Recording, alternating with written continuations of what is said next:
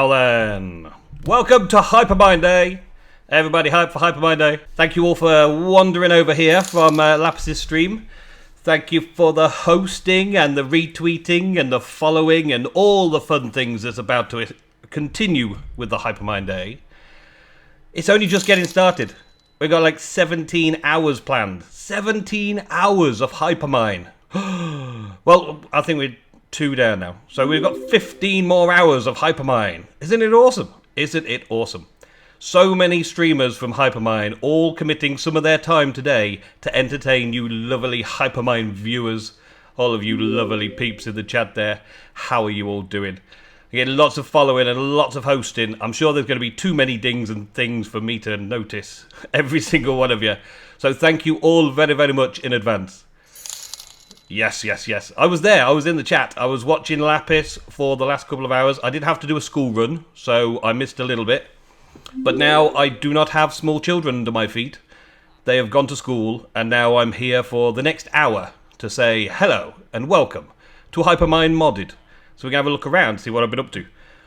For the last 48 hours, I have been redesigning and hopefully improving my base. Redesigning my base, adding new bits to it, adding walls to it, building out, making my man cave extensively bigger. That's been the plan anyway.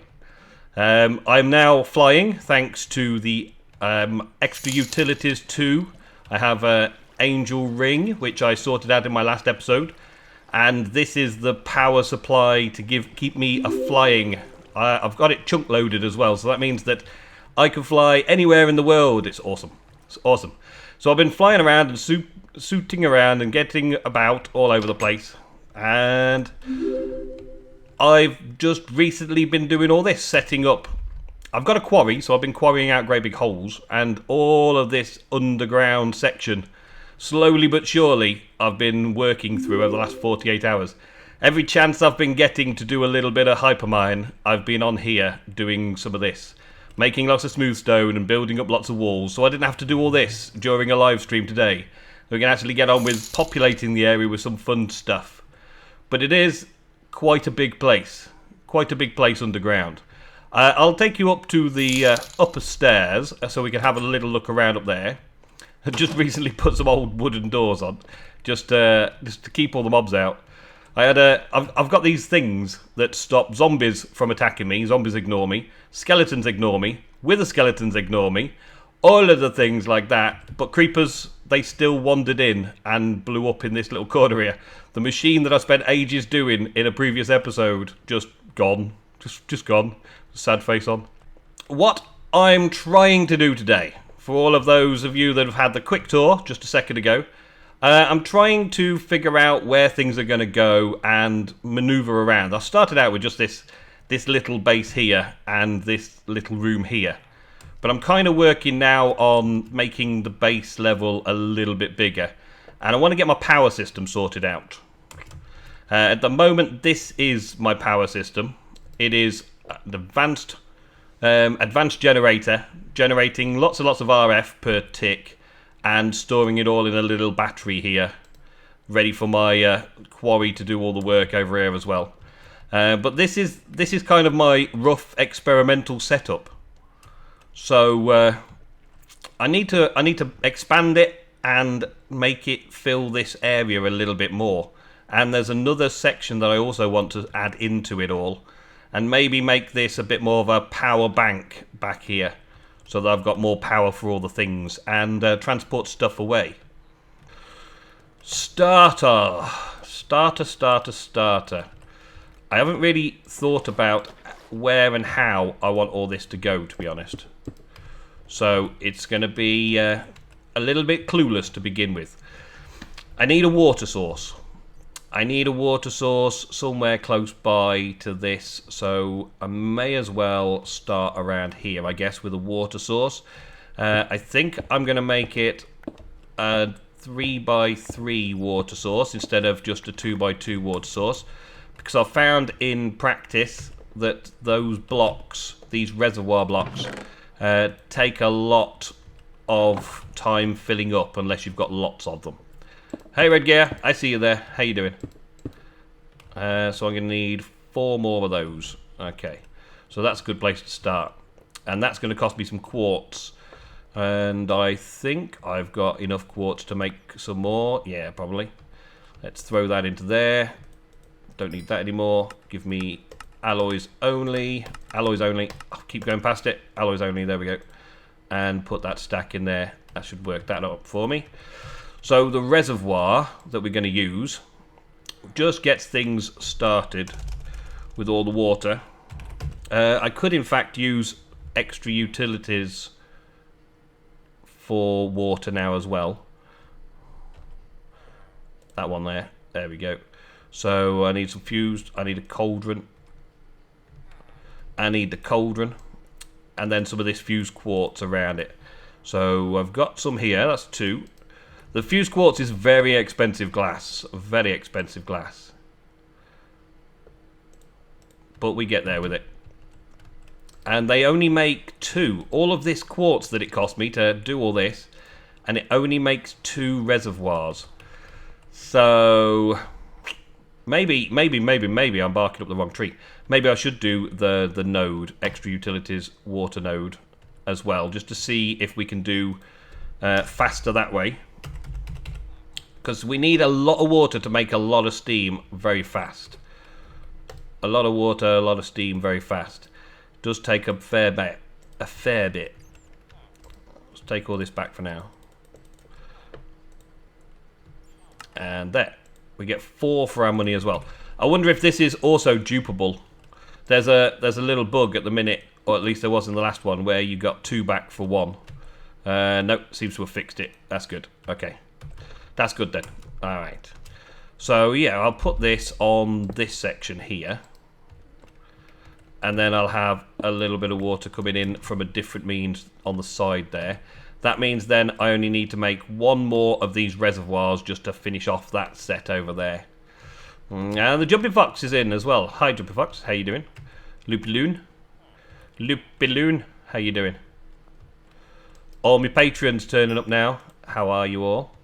Hope you're having fun today. Come to join us on the Hypermind Day and have a look around, see what everybody's doing today on the vanilla server and on the modded server. Should be having lots of fun. Let's put that one there. There we go. So all I have to do now is move that into there and that into there. I get an infinite source just there. Put that into there. Take another infinite source, put that into there, and that should start filling up as well. So there we go. That's all infinite water sources sorted out. And the reservoir is now a spare. Thank you for the follow. We'll throw them away into there for now. Alright, so now with that in place, we need to get this going into a big tank of some kind. And the tanks that we've got in the game, there's not really that many to choose from in Unstable. There are Ender tanks, and there are these Chisel and Bit tanks, which I don't think hold very much. And there's a Deep Residence tank, holds 16 buckets. There's the Fluid tank from Ender.io, which holds 16 buckets. And there's a Seared tank, which holds slightly less than 16 buckets, I think. And then there's the Industrial Craft 2 tank, which I can't make just yet because I haven't got all the tools. So, never mind. So, the only thing I'm really going with are the fluid tanks, because they're fairly easy iron-related resource gathering, so I can do that easy enough. And we'll take some of these as a water one. Take another couple. So, what we want to do is get some cable. Fluid conduct, so we can bring the fluid straight out into the tanks.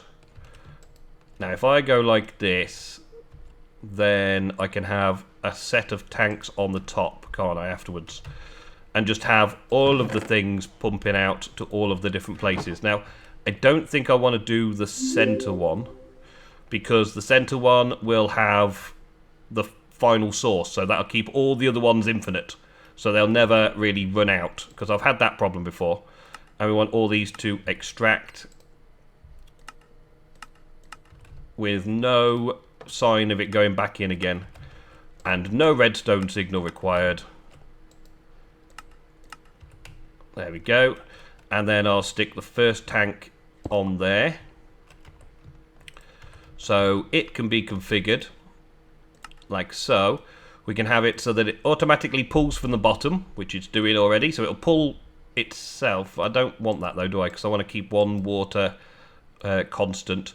So I'll have it so that it will pull from there, pull from there, pull from there, pull from there, and we'll have it pushing out of the top. So it's going to pull the water in from all sides and keep 16 buckets in there at all times. Now, the next thing I want to do is set this up so that I've got more than one of these set up. So that one's already output into the top, but I want it to be pulling in from those two sides just to make sure it pulls in from there. There we go. And that's out on the top. That's good. And we're just making a little structure just to set it all up. It's already pulling in. That's good. That should be pull. That should be nothing.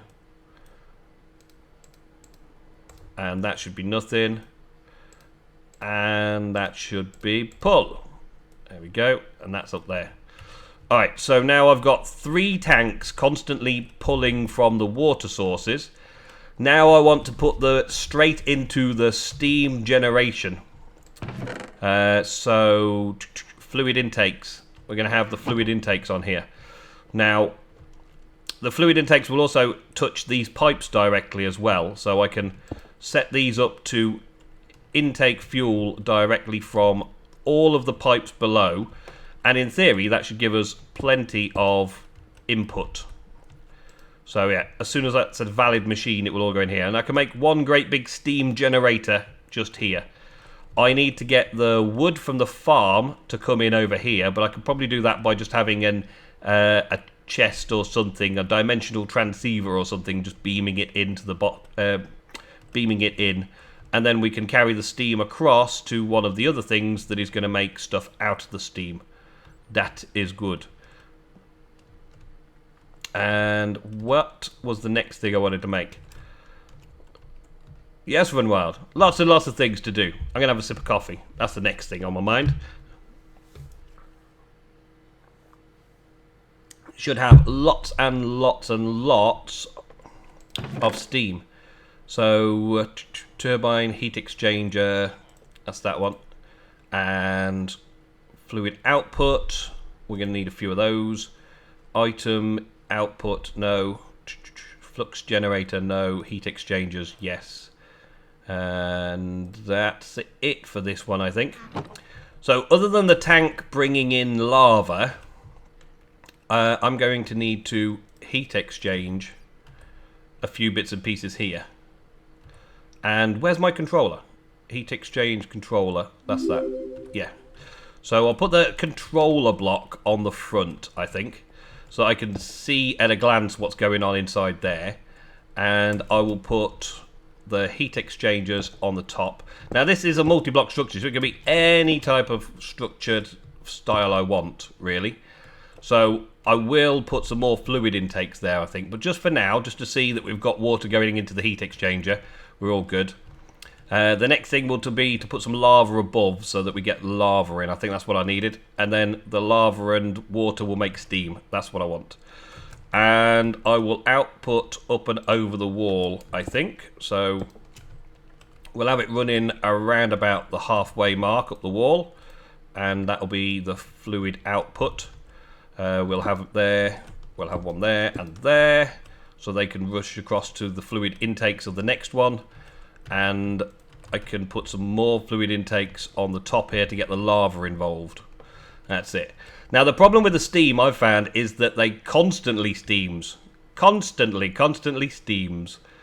So the lava's constantly being used, which means that I'm going to have to do some blood magic ritual to get some lava being produced all the time.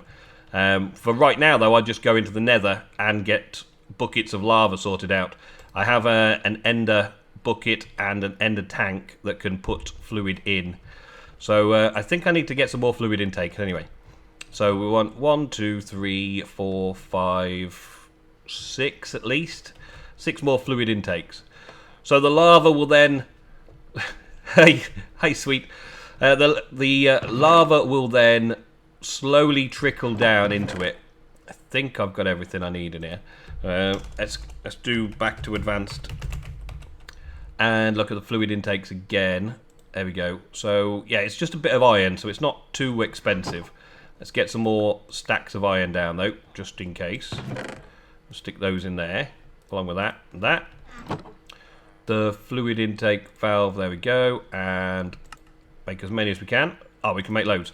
So I was making 6 or 7. I can't have too many because I know I'm going to be using them to receive the steam as well. So that's okay. Flight, thank you. Fly back up. And then we'll put 1 fluid intake valve on the top there. And then that can be for the ender tank. Because that is where the lava's going to come from. I'm thinking about adding some more of those Ender IO tanks around here as well, though. Just because I could do with having it so that it keeps a stock, a little stockpile. So we'll have this set up to take from, or this side, pull from there, nothing from there. But we'll have it pushing down into another fluid intake block. The last fluid intake block for the top here, I think. So I've got lava that comes in through the ender tank, and it goes either into the storage or down into the machine, and it also goes down into the machine. That's what we're going to do. And shift click a diamond on it, or shift a diamond on it, and then that's now my ender pump tank. Yep, that's good.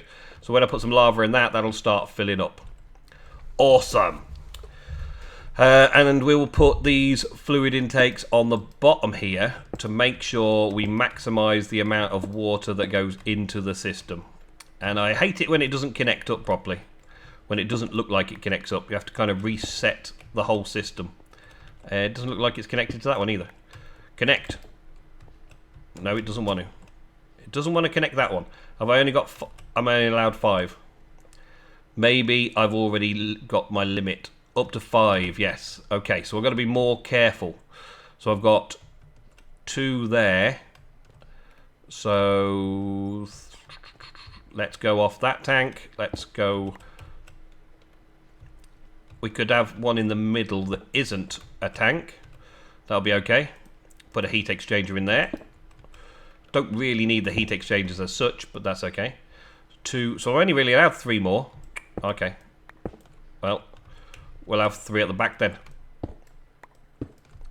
They can be going in like that. Which means that these tanks will change slightly what they're doing. But that's okay. So 3, 4, 5, that's our total. Right, so this should now reset it to fit valid machine. Yes, it is. Okay. And now add these in. Make sure there's lots of heat being exchanged. That's all good. Alright, so I need to go and get some lava, visit the Nether, have a little look around, see what we've got over there. Now, I happen to be in a good place at the minute. I should probably set my spawn here. I haven't set my spawn home yet. There's a nice little command in Feed the Beast now, which is home set home, maybe, or home set. Set home 1. There we go. And now wherever I am in whatever dimension, I can /FTB home 1 and get back to this exact spot, which is ideal for going hunting around in the Nether because I don't have to worry about things like that anymore. Previously, this portal was lined up to the Nether hub, the portal in the hub, as it were, and we'll get there eventually. So while it's lined up there, I would come back through and end up back at spawn. So now having the home command also helps me out a lot. Let it just all load back in a little bit. There we go. Yep, job done. Down we go in here. I actually spotted Redgear doing it for the first time in his stream last night, or the night before, and so I started using it straight away because I didn't realise it was even a thing. I thought it was fairly cheaty, but it's actually part of the mod pack. It's part of the mods these days, so I thought, yep, I'll do that. I'll get that done. Right, so down here, this is where I've been extracting all the lava so far. Now I can fly. It's a lot less ender pearly to get around to get down here. And all I'm doing is just grabbing with my ender bucket, and it just literally picks up lava and puts it into the ender tank. And that is basically all that's for, really. Fills up my lava production or my steam production fairly quickly. So quickly, in fact, that it's probably going to be empty by the time I get back. Unless my chunks aren't loaded, which may be a thing. That's okay. If they're not loaded, that's a good thing, because I want to be able to experiment with the number of heat exchangers and stuff. Because I believe the more heat exchangers I put in, the faster it warms up, but not necessarily the better it performs. So I've got some like fine-tuning to figure out. But I needed a bit more space and a bit more of a layout to do things like that. So that's why I've took to changing it around slightly today. Okay, so there's 32 buckets full in my ender tank. That's all good. And now we can get back out. In fact, I could just go home. Just jump straight back. Nice! Here we are. Boom. Right, so let's see. Did it work? I'm over this wall. Did it work? How are we doing? It's all been used up already? No. Okay, so what is going wrong here? I know. That's got all that in it, and it can't push directly out to that. Okay, I see what I've got to do. So the tank needs to be underneath it, and you can only pull out or push from the top or bottom. So if I yeah, liquids will only go in or out of the top or bottom of the tank for some reason. I don't know why it's doing that again, but that's the way it is. And that was trying to put fuel out. I don't want that, so I'm gonna have to move all this around again, aren't I? It'll be alright so long as it never gets full of steam. Let's make sure that it won't pull from there. It says none. I'm going to disable it, and then it will refuse it. And then this thing can stop trying. Like that. Doesn't look like it's trying anymore. That's good. Alright, so that's that. And then we go down into a steam intake, a fluid intake here. Oh, actually, I just put that there, didn't I? That's a fluid intake. So, okay, yeah, we can do it this way, because I've just swapped that around a little bit. I'll just do it that way. Push into there like that. There we go. So now, is it functioning? Yeah. The lava's now all going in, and we're making lots of steam. Now, the problem is that this lava will generate steam constantly, even if the steam isn't being used. So I'll only have this tank of steam, and it will just be wasting the lava that I'm collecting. So I have to find a nice balancing point between the two parts of the system in order to make it all work nice. And I haven't necessarily figured that one out yet. So any ideas, let me know. Oh, and the next thing that I want to do is then bring this over this way into the next section, which, if I'm going there, then we've got to come across to here. The next section over here, which will then use the steam. That's good. One more. And we'll have a fluid intake on this side that will take the steam from there and put it over to there. I might just have some kind of on-off switch or steam tank in the middle. If I get a load more of these tanks made up, I could potentially make a storage system for steam right up here.